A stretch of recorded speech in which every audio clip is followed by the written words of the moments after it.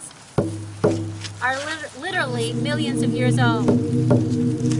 We have had a geologist here to say that they are some of the oldest stones on the planet, because some of you may know this, but this is the oldest mountain range in the world.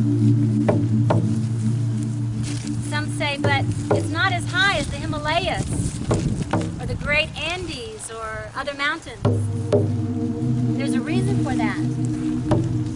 This old ancient mountain range of grandmothers and grandfathers of Apu spirits has been here so long that it's worn down, kind of like some of us. It's worn down. Life and the elements have worn it smooth, rounded. Look how feminine the mountains are. Even with their pointiness, they're rounded. Different than the Rockies. The Rockies have their own beauty. But these ancient ones here are the most ancient beings on the planet.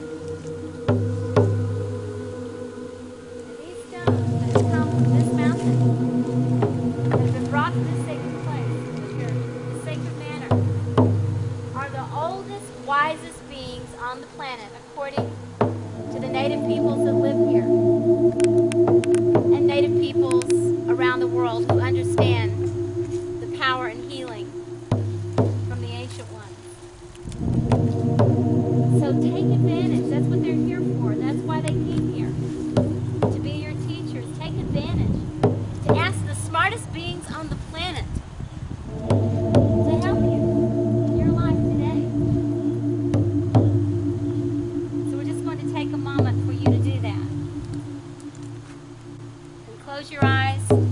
Take a deep breath. Commune with that grandmother, that grandfather, and see what wisdom they have to bring to you today.